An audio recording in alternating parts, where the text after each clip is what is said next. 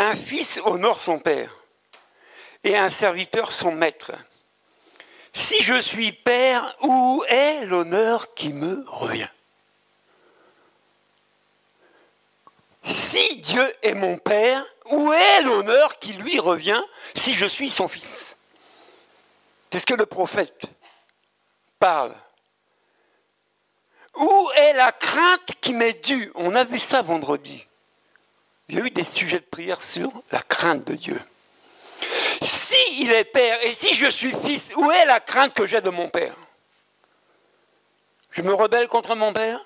Je lui désobéis?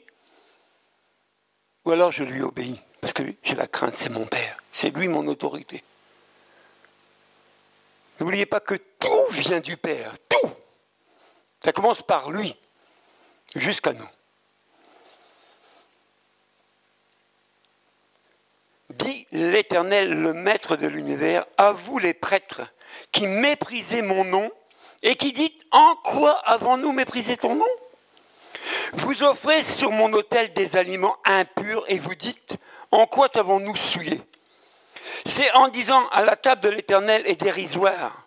Quand vous offrez en sacrifice une bête aveugle, n'est-ce pas mal? Quand vous offrez une bête boiteuse ou malade, n'est-ce pas mal? Offrez-la donc au gouverneur. La recevra-t-il bien? Se fera-t-il bon accueil, car dit l'Éternel, le Maître de l'univers. Et maintenant, priez Dieu pour qu'il ait pitié de nous. C'est de vous que cela vient, vous recevrez-il favorablement, dit l'Éternel, le Maître de l'univers. Lequel de vous fermera les portes pour que vous n'allumiez pas inutilement le feu sur mon autel? Je ne prends aucun plaisir en vous, dit l'Éternel, le Maître de l'univers, et je n'accepte pas les offrandes de votre main. Amen. On parle de sacrifice. À l'époque, on sacrifiait des animaux sur l'autel. Mais on ne prenait pas n'importe quel animal. C'était un premier-né souvent. Propre, sans tache, nickel. Pas boiteux, pas aveugle. Sain. Et c'est cet animal-là qu'on sacrifiait. Et c'était le travail des prêtres. Et qu'est-ce qu'ils faisaient les prêtres là? Qu'est-ce que Malachie leur reproche? Qu'est-ce que vous m'offrez en sacrifice? Des choses comme ça? Souillées? Des choses, des bêtes fétiches? C'est ce que je mérite, moi, votre père? Je mérite ça de votre part? Ça ne vous parle pas, ça? Qu'est-ce qu'on offre à Dieu aujourd'hui? Est-ce qu'on a en trop? Est-ce qu'on a en double? Mais le meilleur, est-ce qu'on lui offre? Le meilleur de toi, tu le donnes à Dieu? Je disais avec la sœur Lucie, parce qu'on est arrivé tôt, le souci qu'on a, il n'est pas loin, c'est nous. On met toujours Dieu derrière, et d'abord nous. Si j'ai du temps, je ferai pour Dieu. Si j'ai de l'argent, je ferai pour Dieu. Si, et encore si, je ferai. Mais quand tu dis si, Dieu n'est pas devant. Il est en second plan. Ah oui? Ce verset-là dit, Malachie reproche ça. Si je suis père, où est l'honneur qui m'est dû? Où est ton sacrifice si je suis ton père? Qu'est-ce que tu me donnes? Est-ce que j'ai la première place dans ta vie? Ou c'est quelqu'un d'autre? Ah! On avait dit le dimanche où j'étais là dernièrement, on a parlé du sacrifice. Quel est ton sacrifice? Et on avait le dimanche d'avant quoi? Je dois passer le Jourdain, mais pour traverser le Jourdain, il y avait une condition. Sanctifie-toi, mon frère, consacre-toi pour passer. Sans ça, tu ne passes pas.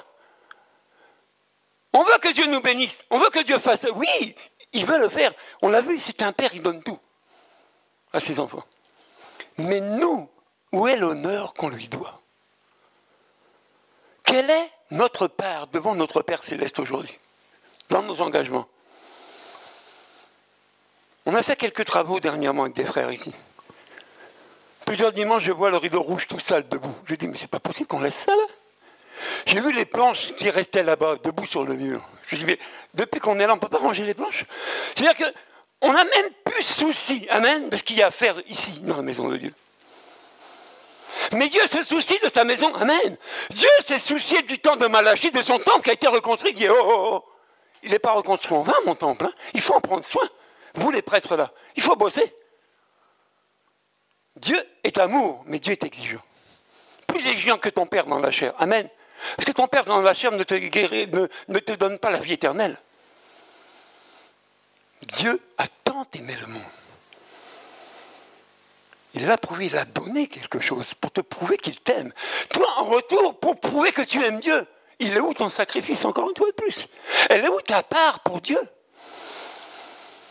Je dis à ma femme, on est dans un pays, j'ai gloire à Dieu, 5 semaines de congés payés. Que tu les prennes ou tu ne les prennes pas, légalement, tu as 5 semaines payées. Alors posons-nous la question, quand vient le temps des congés? Je fais quoi avec Dieu? Je lui donne quoi dans mes congés? On pense souvent à nous, à notre bien-être. Mais mon Père Céleste, je pense à lui quand? C'est quand que je prends du temps à lui donner. On parle souvent de l'argent, l'offrande, mais offrir du temps à Dieu. Est-ce qu'on le fait encore? Est-ce qu'on sait encore le faire? Au moins ça. Est-ce qu'on a cette pensée-là? Que je dois honorer mon Père. Honore ton Père et ta mère afin de vivre longtemps et d'avoir des jours heureux. Où? Sur la terre. Mais vivre longtemps, c'est quoi? Mais c'est cette promesse qui t'a faite la vie éternelle, mon frère, ma soeur. Prends ça comme ça. C'est-à-dire que tu n'honores pas ta vie éternelle, tu vas la passer où? Mais tu iras dans le trou, tu resteras dans le trou. Et oui, la vie éternelle. Quand on parle de la crainte de Dieu, on a dit ce que c'était que la crainte de Dieu. Mais soyons des enfants qui craignent notre Père. Pas parce que j'ai peur de lui. C'est parce que mon Père m'a donné un ordre, je dois lui obéir. Basta, ça s'arrête là. Et personne ne le fera à ma place. Personne. Quand un père a plusieurs enfants, et que les enfants ne veulent pas travailler sauf un, le père va récompenser qui? Celui qui travaille, non? Mais il est juste, hein? Mais il aime les autres aussi. Mais la récompense, c'est pour ceux qui travaillent. C'est pour ça que vous verrez dans toute une assemblée, il y en a qui sont bénis, on est jaloux, mais ils travaillent. Mon frère Ange est venu vers moi ce matin, on a parlé de quelque chose. Je lui ai dit, Ange, prends ces cadeaux. Pourquoi je dis que c'est cadeau? Parce qu'ils travaillent. Amen, je ne nie pas qu'on ne travaille pas les autres ici. Hein. Attention, je ne discrimine personne parmi nous. C'est juste un exemple. Pourquoi ce matin j'ai dit à ma soeur Odilia, la bénédiction rentre chez toi? Parce que notre sœur a pris la décision de venir dans les réunions de prière maintenant, de participer. Odilia, c'est ça. Et elle a témoigné que sa vie change. Pourquoi? Elle se donne. Amen. Elle sacrifie sa maison, son bien-être pour venir ici. C'est un sacrifice qu'elle fait, payant. Dieu est juste. Tout ce que tu sacrifies pour lui, Dieu est juste. En retour, il te bénit. Il t'enrichit de tous les domaines. Il n'y a pas un domaine de ta vie que Dieu ne bénit pas. Moi, je vous dis, j'ai vécu des choses avec le Seigneur incroyables. Non seulement j'étais pourri dedans, mais pourri dehors. À cause de ces addictions que j'avais de tous les domaines. Tout à l'heure, on parlait avec nos sœurs, la louange, que Dieu restaure d'abord l'intérieur. Et c'est l'extérieur qui paraîtra ensuite, puis il faut d'abord que l'intérieur. On travaille plus l'extérieur aujourd'hui que l'intérieur. On travaille plus nos vies, nos maisons, que la maison de Dieu. Les conséquences, on les vit aussi. Hein. Dieu est juste. Mais je me dis, quand j'ai commencé à connaître le Seigneur, quand j'ai su sa capacité, quand je l'ai vu à l'œuvre, tout ce qui était pourri dedans, et quand j'ai dit dedans, ça va jusqu'à mes pensées, mon cerveau, mon intelligence, qui était parti comme un gosse. Je ne savais même plus écrire et lire, j'avais perdu ces notions-là. Pour un adulte, c'est dur. Ah oui? Mais où est-ce que j'ai récupéré ça? Comment? En étant fidèle à Dieu. Dieu a renouvelé mon intelligence. Je n'ai pas été faire des cours du soir pour réécrire et lire. Hein. C'est dans la présence de Dieu que ça se trouve, la réussite. Mais aujourd'hui, on a toujours des plans B. Ben, reste dans ton plan B. Moi, je suis dans le plan A. Parce que l'alphabet, ça commence par A. Ça ne commence pas par B. Par contre, ça finit par Z. Et pour aller jusqu'à Z, il faut travailler. Donc moi, je vous encourage. N'écoutez plus les discours de personne. Attache-toi à la parole de Dieu. Honore ton Père qui est dans les cieux. Honore-le. Avec tous tes biens. Tout. Mets-le d'abord. Le livre de Malachie, à un moment, on dit quoi? Il reproche qu'on l'a trempé quoi? Dans les dîmes et les offrandes. Si vous connaissez un peu les chapitres. Mais qu'est-ce qu'il dit à un moment? Mettez-moi de sorte à l'épreuve, Et vous verrez, pour vous, si je n'ouvre pas les écluses des cieux, mets Dieu à l'épreuve dans ta vie. Mets-le en premier plan. Et là, t'es plan B de l'autre côté. Tu vas voir si Dieu ne te bénit pas. Tu vas voir si les écluses des cieux ne sont pas ouvertes pour toi. Parce que si elles sont fermées aujourd'hui, c'est à cause de toi. Tu n'honores plus ton Père, comme il se doit. On n'honore plus notre Père. Et c'est là la grosse difficulté. Malachie, ce prophète, a été reprendre le peuple d'Israël. Il dit, voilà ce que Dieu va vous reprocher. Quel sacrifice vous amenez à l'autel? Regardez, on coule vers la fin de l'année, nous tous. J'ai dit à la sœur aussi, Noël cette année, ça va être le summum des autres années, vous allez voir. Parce que les gens étaient restreints l'an dernier. Donc là, ils vont mettre bouchée double. Pour la fête de Noël, Noël veut dire nativité. Hein? Oui, Jésus est né. Et la suite? Il est né pour le gigot? Il est né pour le champagne? Il est né pour les cadeaux qu'on donne à tout le monde et qu'on regrette après? Il est né pour quoi? Mais il est né pour sauver. Amen. Il est né en qualité de sauveur. Il dit que c'est lui qui sauvera son peuple des péchés. Mais est-ce qu'on a cette image de naissance de Jésus aujourd'hui, nous, les enfants de Dieu? Regardez combien les gens vont sortir là, puis ils vont cracher pour faire les réunions de famille, pour faire les cadeaux. Ah, il me faut 500 € pour faire des cadeaux à tout le monde. Oui, je dois montrer que moi aussi je fais des cadeaux. Donc, tu vas te faire l'effort de faire un cadeau à quelqu'un que tu n'aimes pas. Mais à Dieu le Père qui t'aime, tu vas offrir quoi? Amen. Qu'est-ce que tu lui offres? Déjà, 10 €, c'est dur. 10 €. C'est dur. Mais 100, pour la fête, c'est pas dur. Hein. Mais tu injectes dans quoi? Mais dans le monde. Mais la banque du monde, elle ne fructifie pas. Non, la banque du ciel, oui, elle fructifie.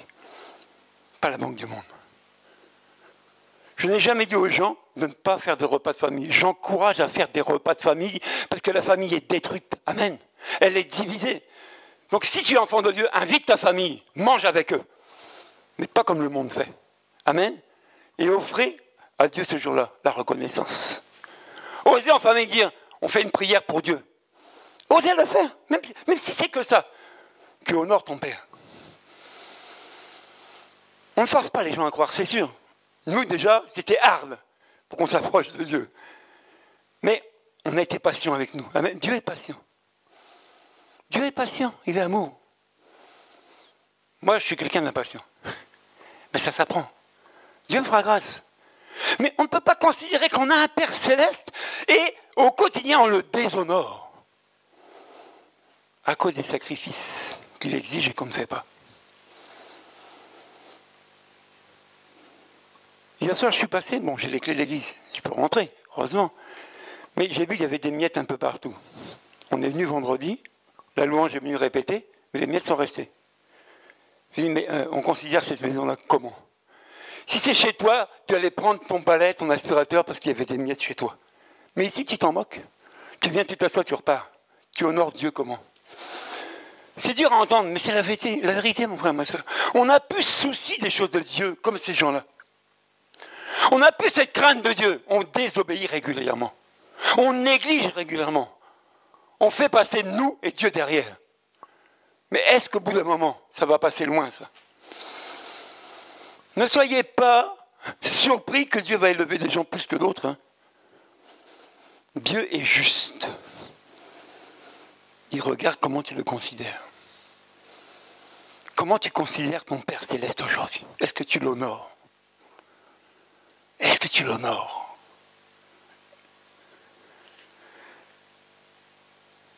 Regardez Jean 5, au verset 22 et 23. Jean. Tu me dis, oui, Régis, on parle de Jésus aujourd'hui. Hein? Oui, mais Jésus et son Père, c'est quoi ces deux-là, finalement? Jean 5.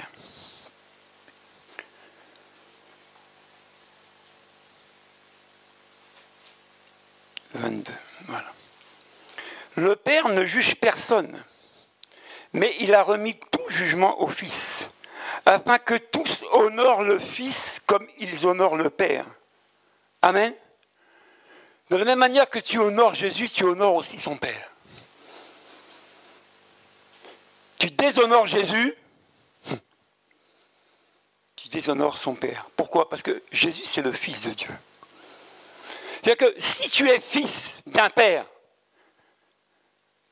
et qu'on n'honore pas son Fils, qu'on ne vient pas t'honorer, tu n'honores pas le Père non plus.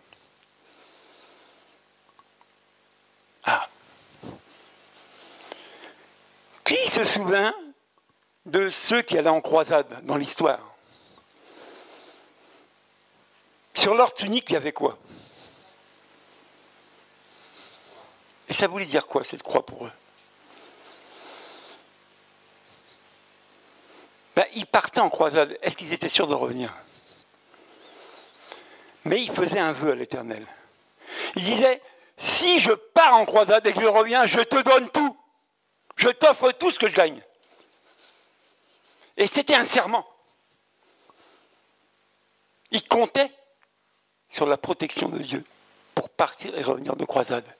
Et à votre avis, tous les biens dans les croisades, parce qu'ils envahissaient, ils prenaient des pays entiers, ils prenaient leurs richesses, ils prenaient tout. Quand ils revenaient avec le tout, qu'est-ce qu'ils en faisaient? Mais ils en faisaient ce qu'on voit aujourd'hui, des grandes cathédrales. Ils bâtissaient pour Dieu quelque chose. Ah oui, ils ne gardaient pas pour eux, ils donnaient à Dieu pour des lieux, des endroits. Pour que Dieu soit présent, que les gens viennent le consulter. On a une histoire, notre pays. Hein. On a une histoire ici. En France, on a une histoire qui est liée à l'Évangile. Clovis a fait quoi? Clovis, qu'est-ce qu'il a fait? C'est le premier qui a été baptisé, non? Donc la France appartient à Dieu depuis Clovis. Il a donné la France à Dieu. Amen. Mais nous, on a oublié tout ça. Aujourd'hui, on voit différentes religions arriver de droite et de gauche. On dit, ah oui, nous les chrétiens. Mais mon frère, ma soeur, tu as un héritage. Ton Père Céleste t'a donné la patrie, qu'est-ce que tu en fais? Tu la prends pour toi? Au lieu de la laisser aux autres tout le temps, les envahisseurs. Amen. Moi, je ne fais pas de politique, mais je dis, il y a des envahisseurs. Mais où est notre responsabilité, nous, enfants, fils du Père Céleste, pour l'héritage qu'il nous donne? Où est notre part? Où est notre part? On est les premiers à réprimer nos enfants quand ils désobéissent. On est les premiers. Notre sœur Esther l'a dit hier, et c'est vrai. Un enfant, il a un cerveau d'enfant. Il n'a pas ton cerveau d'adulte. Donc il ne peut pas comprendre comme toi quand tu lui dis quelque chose. Et nous, on est exigeants. Hein? Tu dois faire, parce que... mais il est enfant. Toi, tu vois déjà les dangers, les pièges, tu es adulte. Mais lui, en tant qu'enfant, il ne peut pas les voir. Même tu le forces, il ne les voit pas. C'est quand il tombera dedans qu'il dira, ah, maman avait bien parlé. Mais avant ça, c'est bon. Et c'est ça notre problème avec les enfants, souvent. Ils sont enfants. Arrête de les bombarder, ils sont enfants. Mais toi, tu es enfant, tu as un père. Amen. Est-ce qu'il te bombarde, ton père? Non. Mais à chaque fois que tu viens ici, tu entends ton père te parler à travers sa parole. Amen. Qu'est-ce qu'on fait de la parole de Dieu quand on l'entend? Considère que ton Père Céleste te parle ce matin. Qu'est-ce que tu vas faire de ce qu'il te dit? Tu sors d'ici, tu vas dans ton plan B, ton plan C, et tu as oublié toutes les recommandations de ton Père, tu as tout oublié. Et tu fais ce que je veux. Je dis au frère Alain, on était tous les deux dans la pièce tout à l'heure là-bas, on se parlait l'un à l'autre. Mais je dis, le problème c'est qu'on vient, mais on fait ce qu'on veut. On te dit, fais ceci. À peine on te dit la chose, tu commences à argumenter la chose qu'on t'a dit de faire. Mais est-ce qu'on t'a dit d'argumenter? On te dit va à droite, on t'a dit pourquoi il faut aller à droite? Parce que c'est comme ça, va à droite. Mais nous, non, il faut des explications, il nous faut qu'on comprenne. Est-ce que vraiment je dois aller à droite? Mais c'est écrit. Rappelez-vous, le Jourdain. On avait dit quoi? Que pour traverser le Jourdain, il fallait obéir à qui? À Josué et à la parole de Dieu. C'était les critères. Non? Aujourd'hui, on n'obéit plus au serviteur de Dieu. Il vous dit, faites ceci, tu commences à parler à bourgonner. Ah oui, il a dit, ah oui. Mais attention, mon ami, tu ne joues pas là comme ça. Il y aura des conséquences à ça. Je vous dis, il y aura des conséquences. Si tu es serviteur de Dieu, si tu établis ce que tu reçois, que tu donnes au peuple, il y a une raison. Pour ça, tu fermes ta bouche. Amen? À moins que tu sois tordu et tu amènes le peuple, oui, il ne faut pas. Et Dieu ne le permettra pas. Ton Père Céleste ne permettra pas que quelqu'un te manipule si tu es son enfant. Jamais. Jamais. Donc je dis, il faut revenir à ces paroles-là. Il faut s'attarder à cette parole-là pour la mettre en pratique. Malachie le dit, on va relire. Au verset 6, un fils honore son père et un serviteur son maître. Si je suis père, où est l'honneur qui me revient? Si tu crois que Dieu est ton père, où est l'honneur qui lui revient de ta part? Est-ce que quand ton père te dit une chose, tu écoutes et tu n'obéis pas? Je vous ai cité l'apôtre Gallet à Chantilly. Si il va célébrer les 20 ans d'existence de l'Église, à votre avis, est-ce qu'il a joué dans les sentiments avec ceux qui étaient avec lui? Ou est-ce qu'il a été comme un père, aimant et corrigeant les brebis? Parce que si tu corriges quelqu'un, c'est parce que tu l'aimes. Tu ne corriges pas, tu ne l'aimes pas, tu le laisses partir à sa perte.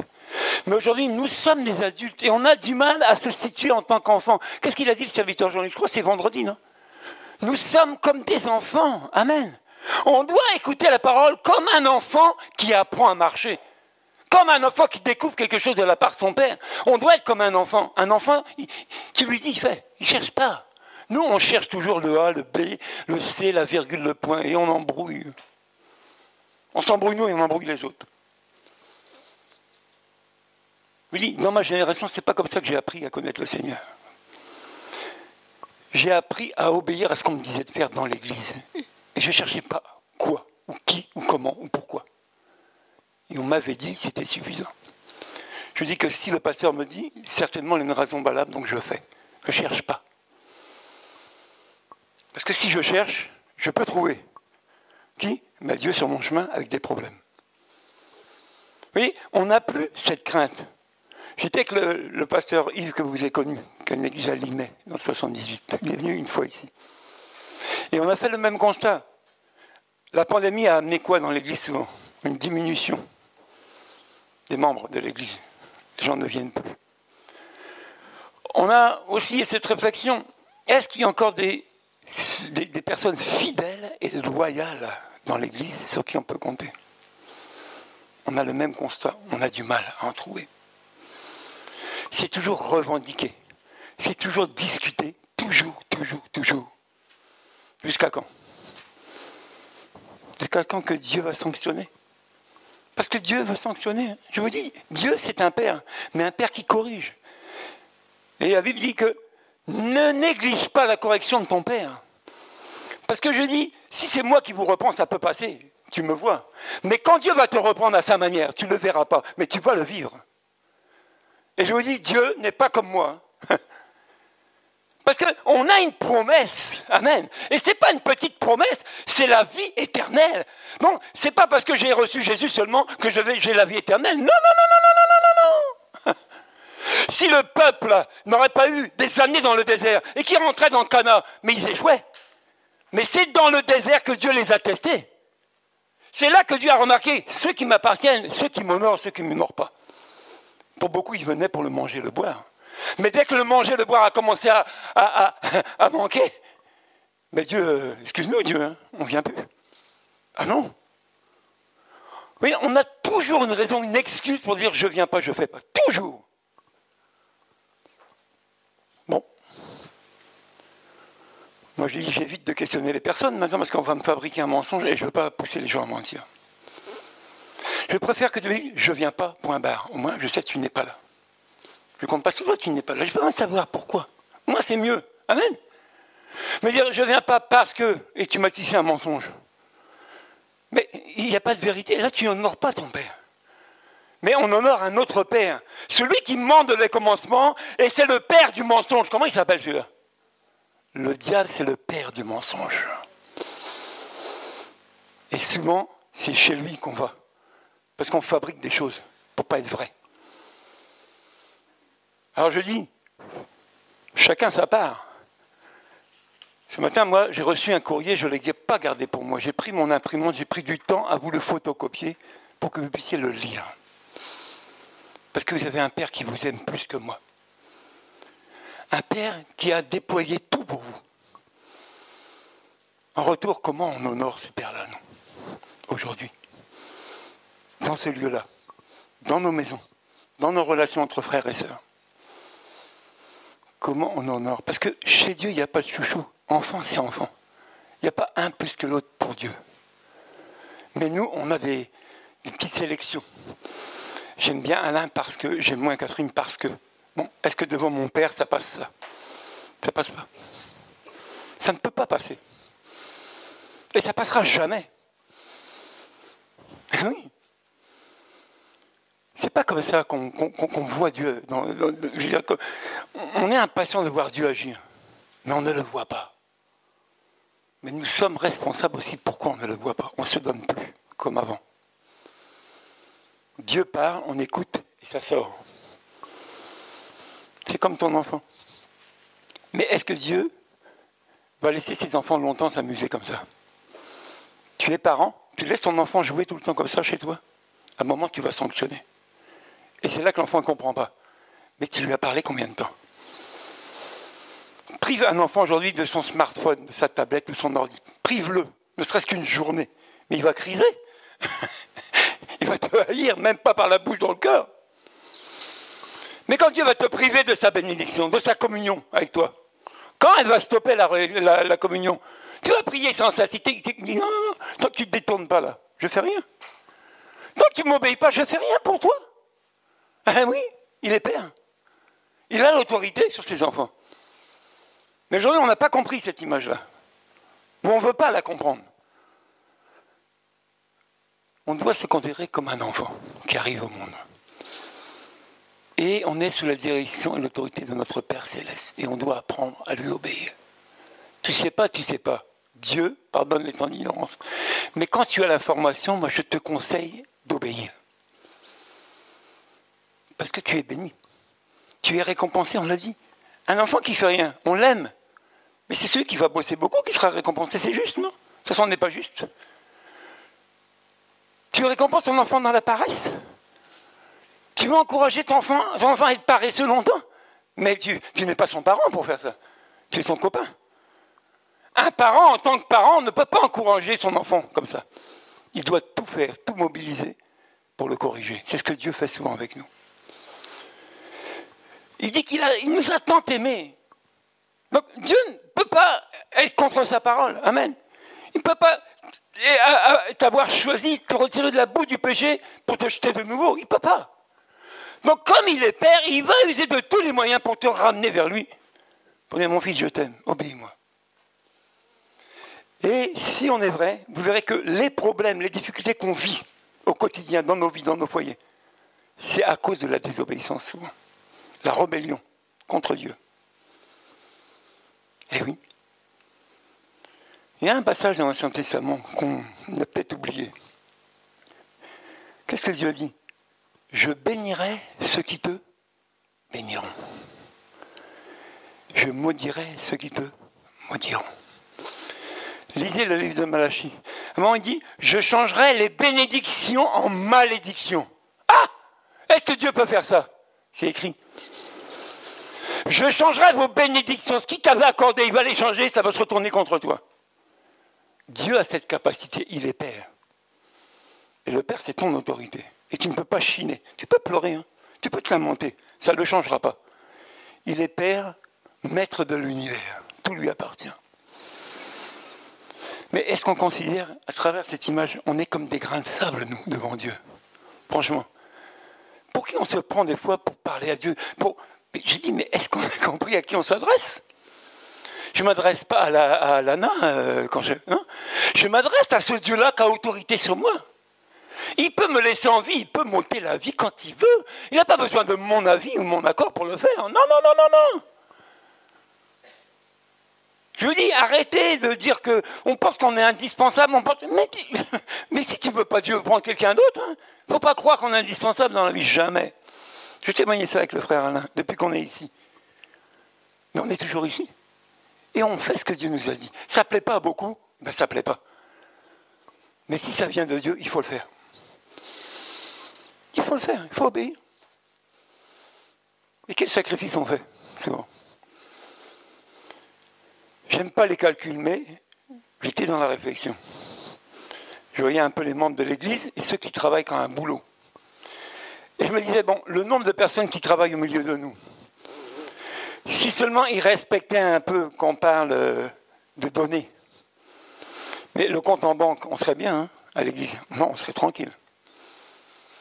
Mais on n'est pas tranquille parce qu'on ne respecte pas. Par contre, on trouve toujours un moyen de faire quelque chose avec, pour le monde. Pour acheter ceci, pour acheter cela. Mais quand ça manque ici, on ne sait pas faire. Mais ton Père est juste. Hein. Il bénit ceux qui bénissent. Tu sèmes, c'est moi ça. Tu donnes pas, tu es libre. Mais tu ne reçois pas non plus. Vous voyez, on est toujours à regarder à nous pour Dieu, quand c'est Dieu. Moi, je donne un conseil, ne regarde plus à toi. Regarde au Dieu qui est capable de te bénir et de changer ta vie. Je sais d'où je viens il y a 23 ans en arrière. Avec madame. Je lui dis, quand on n'avait rien, le mot rien, c'est grand encore. C'est rien. Mais on a commencé avec rien. Et un an après qu'on a commencé ensemble, on a rencontré l'Évangile. Jésus à travers des personnes. Et ça a tout déclenché. C'est-à-dire que ce qui était programmé dans notre pensée de rien, qu'on pouvait rien, et on n'aurait rien, Dieu a changé. Et Dieu a commencé à bénir. Pourquoi ? Il a vu notre marche. Il a vu comment on l'honorait avec presque rien. Je me rappelle, il y a des années en arrière, avec ma femme, on était sous le régime de l'UDAF, des tutelles et des tuteurs qui prennent ton argent, il n'est plus à toi. Ils te donnent ce qu'ils veulent te donner. Parce qu'ils disent que le gars, là, il bousille son argent à l'alcool et à la drogue. Donc, comme on veut qu'il mange un peu, on va le priver, on lui donne un peu. Donc déjà, c'était un peu, donc on ne peut pas acheter ce qu'on veut. Je me rappelle quand on a aménagé au plateau de Creil, on n'avait pas d'armoire. Tous les fringues étaient dans les cartons, mais on n'a pas d'argent pour acheter une armoire. La première télévision que j'ai achetée, c'était pour la Coupe du Monde 98. On m'avait donné un peu d'argent. Je suis parti du plateau de Creil jusqu'à la zone de Cora à pied. J'en venais que la télé sur mon dos pour voir la Coupe du Monde. J'étais heureux, j'avais ma télé. Non, mais je vous dis, mes commencements, mes débuts avec l'Évangile, c'était comme ça. Mais chemin faisant, Dieu a béni jusqu'à aujourd'hui. Pourquoi ? Parce que Dieu est juste. Donc le peu qu'on avait, quand le pasteur venait nous chercher, parce qu'on n'avait pas de bagnole, puis bon, bon élève peut mieux faire le permis, on me l'a viré. Donc Muguette timidement mettait un peu d'argent dans elle disait au pasteur, tiens, c'est pour l'église. De rien qu'on avait. Quand il y avait repas à l'église, on se privait de manger. On faisait quelque chose, on achetait par exemple un gigot avec des bons. On avait des bons pour acheter à manger. Au moins, je ne pouvais pas acheter autre chose. Ça, c'est je picolais. Mais le peu qu'on avait, on achetait un morceau de viande, c'était pour l'église. Pourquoi ? Parce que Dieu avait touché notre cœur. Amen. Je lui dis, c'est cette attitude-là qu'on a eue comme des enfants qui découvraient quelque chose. Mais quelque chose de bon, qu'on n'avait jamais découvert, de riche. Et c'était gagnant. Parce que Dieu, quand il commence son processus de restauration, de guérison, il va jusqu'au bout. Il n'y a pas un endroit de ton physique, de ton être qui ne va pas opérer.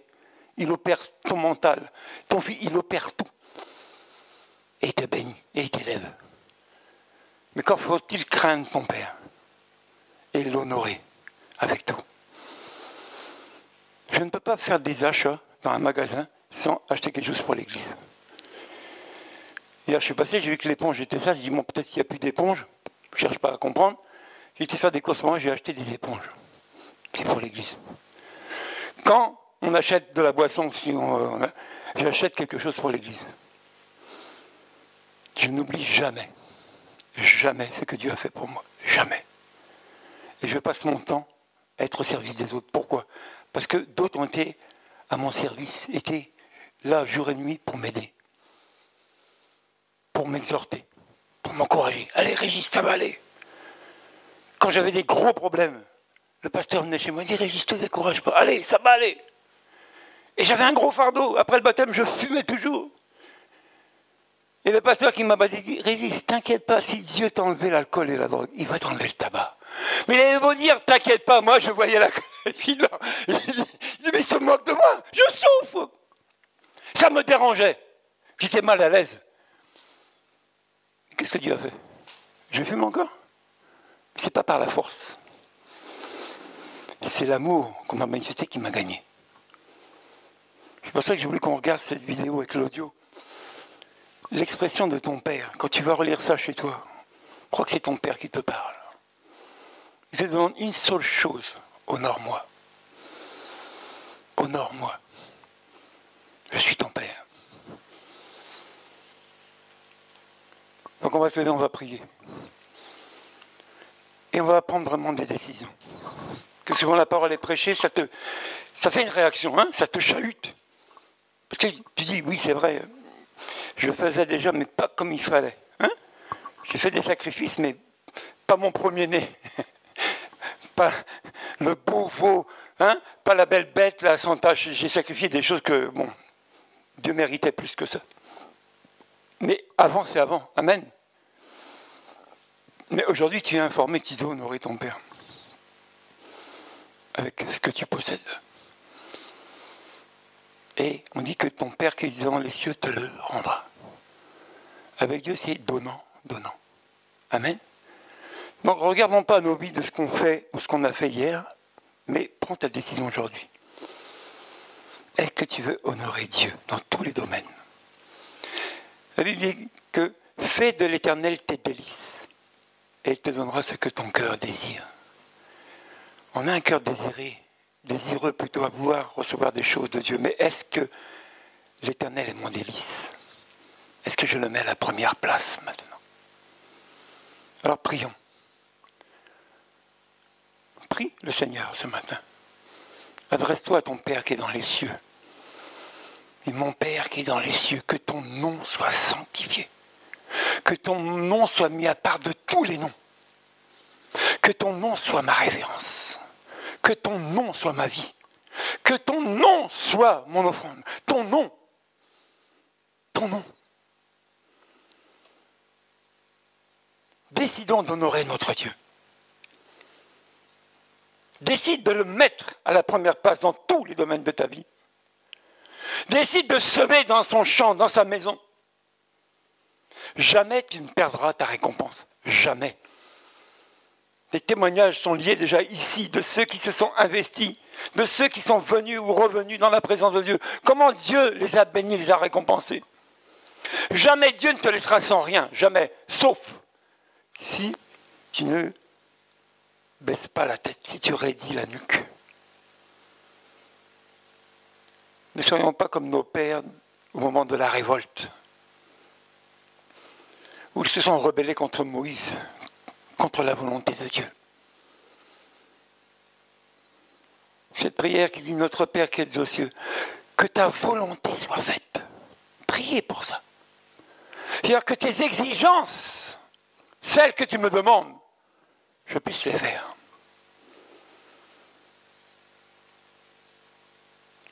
Criez à Dieu. C'est tellement important ce que je vous dis aujourd'hui. Prions vraiment ce matin. Si tu dois te repentir ce matin, repens-toi de ce que tu n'as pas honoré ton Père dans les cieux. Repens-toi de ce que tu as pensé à toi plus qu'à lui. Et quand je dis penser à Dieu, c'est ne pas regarder mon frère ou ma soeur, non. C'est regarder à Dieu.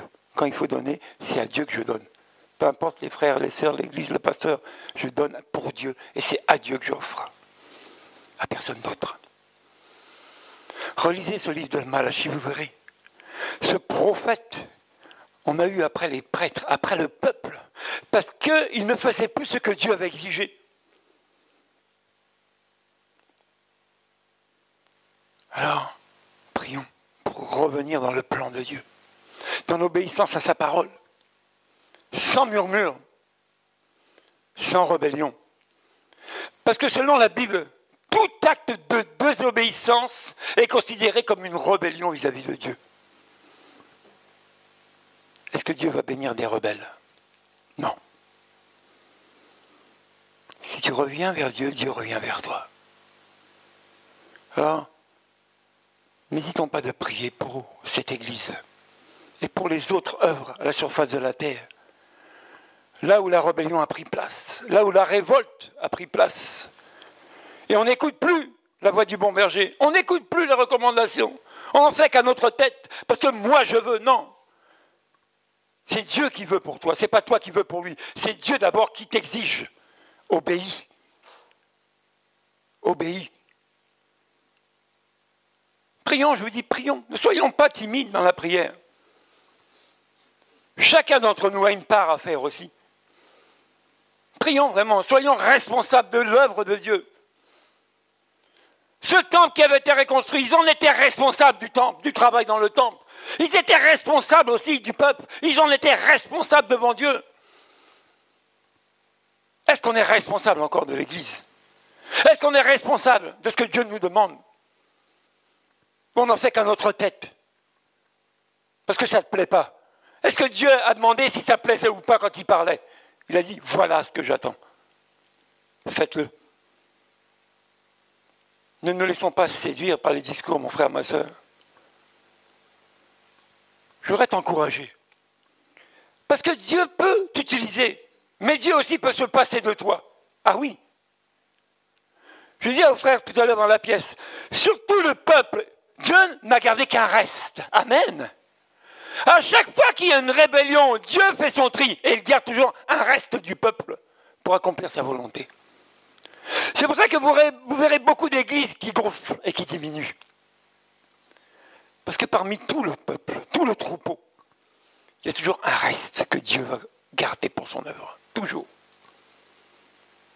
Alors, sois dans le reste, mon frère, ma soeur. C'est ma prière. Ne fais pas ta volonté, fais celle de Dieu. Sois dans ce reste-là. Alors vraiment, remercions Dieu. Dieu sait parler. Je vous dis, Dieu sait nous parler. Et moi, le premier, quand j'ai reçu cette parole ce matin, je dis, Dieu, merci. Parce que pendant au moins 3 semaines, moi, j'ai commencé à lever le pied. J'ai commencé à me retirer doucement, avec mon raisonnement. Et j'ai dit, Dieu, je me suis trompé. J'aurais pas dû raisonner. Je me suis fié à ce que j'entends et ce que je vois, alors que je devais me conformer à ce que tu m'as dit de faire. Je vous dis, Dieu sait nous corriger, Dieu sait nous reprendre. Il n'a pas besoin de quelqu'un, il est assez grand pour te parler. Est-ce que ce matin, Dieu t'a parlé, mon frère, ma soeur? Remercie-le. Un père parle à ses enfants pour leur bien. Alors, si tu crois que c'est ton Père Céleste qui s'est adressé à toi ce matin, dis-lui un grand merci. Il ne veut pas que tu t'égares. Non, il veut te bénir. Il veut te récompenser. Si je suis Père, où est l'honneur qui m'est dû? Où est l'honneur qu'on doit à Dieu?